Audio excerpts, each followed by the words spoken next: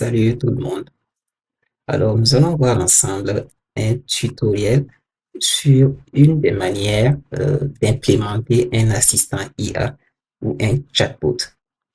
Toutefois, la particularité, ça sera de faire en sorte que notre chatbot exploite des informations propres à ce que nous voulons. Si vous voulez, nous allons contextualiser. Donc là, il y a pas mal de technologies que j'ai utilisées.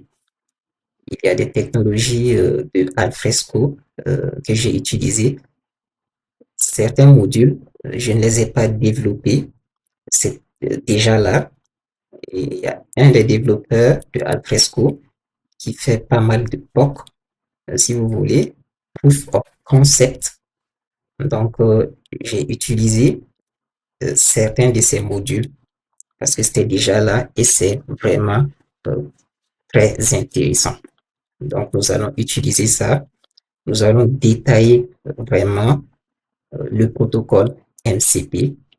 Là, j'ai implémenté des modules MCP que j'ai ajoutés à des modules de Alfresco. Donc, nous allons voir tout ça ensemble. Et au niveau du front-end, on aura Angular.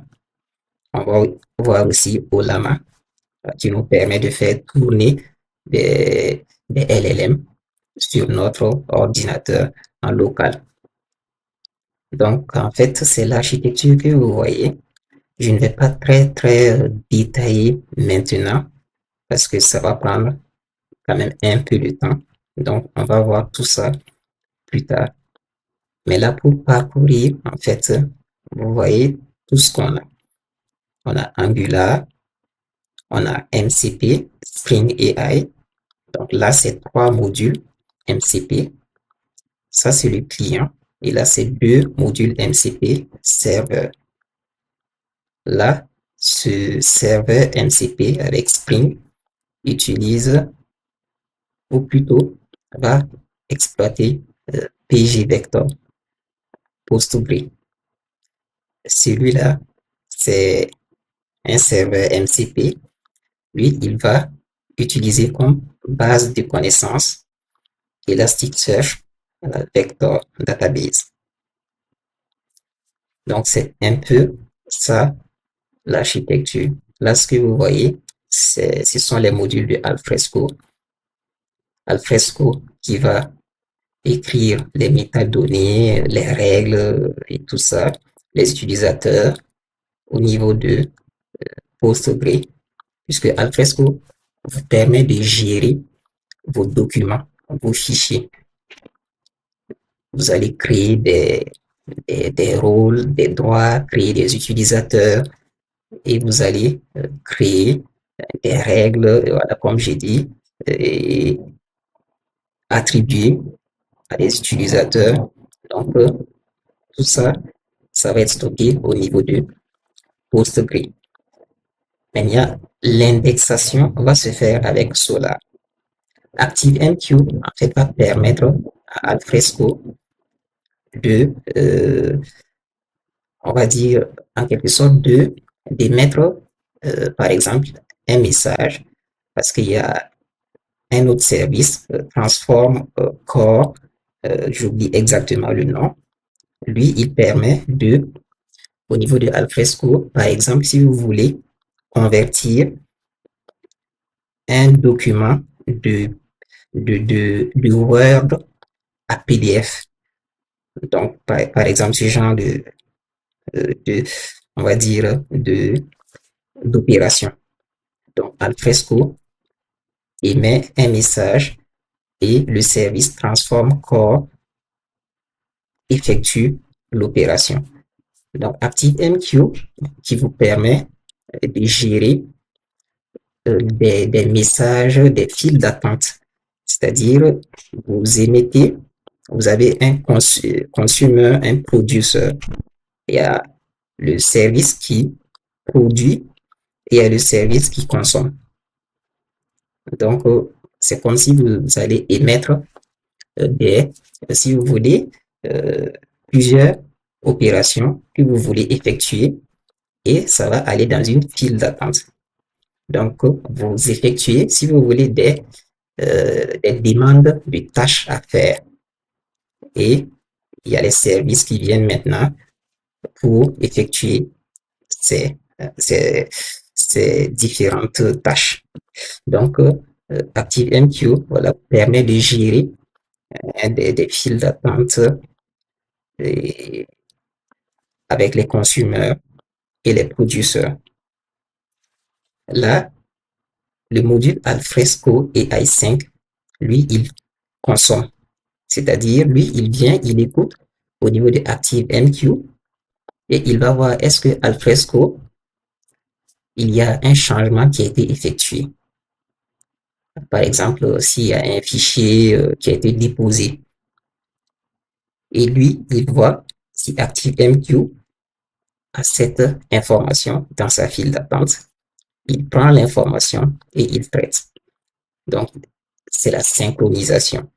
Si un nouveau fichier vient dans Alfresco, ActiveMQ est notifié, Alfresco AI prend la notification. Donc, vous voyez, il synchronise, il va traiter l'information et extraire le contenu de ce fichier, puis il l'envoie au module AI Framework.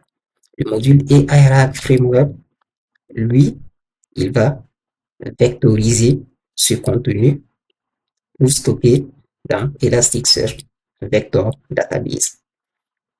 Donc, c'est à peu près ce que vous avez ici. Et une fois que c'est fait, votre fichier est vectorisé et stocké. Donc, vous n'avez plus qu'à vous connecter avec, je sais pas, un module par exemple, comme ce que j'ai fait, et extraire l'information. Là, j'ai utilisé PostgreSQL avec l'extension pgvector.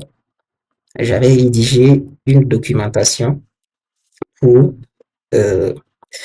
activer ou configurer pgvector sur Windows.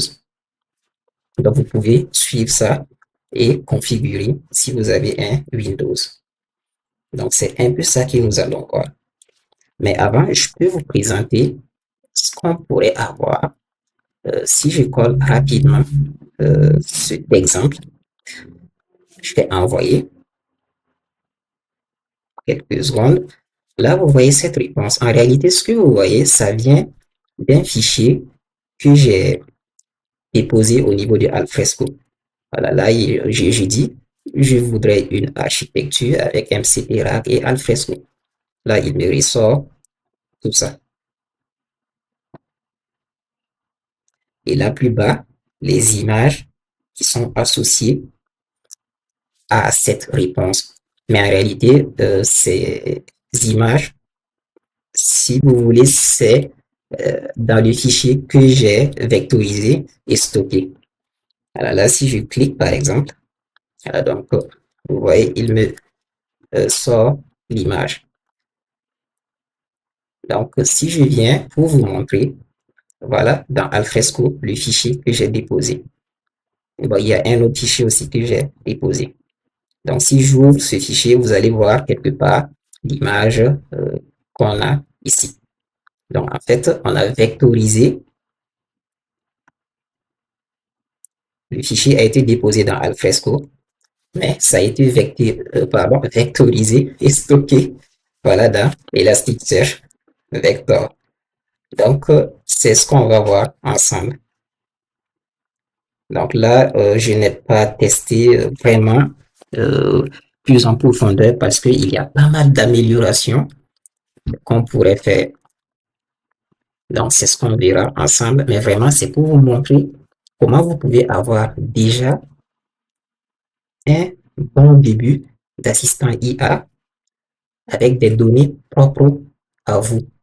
Puisque vous voyez très souvent, maintenant, les entreprises, elles ont une base de connaissances et pour des raisons de confidentialité, de sécurité, on veut par exemple un assistant IA qui ne va pas communiquer forcément avec l'extérieur, mais uniquement avec la base de connaissances de l'entreprise. Donc, on va contextualiser. On pourrait aller plus loin en faisant du fine-tuning. Ça, c'est encore très intéressant. Mais pour le moment, on va voir cette architecture ensemble pour implémenter un assistant IA. Donc, merci et à la prochaine. Et n'hésitez pas à laisser des commentaires pour que je puisse prendre en compte et voir s'il y a des points qui ne sont pas bien expliqués, par exemple.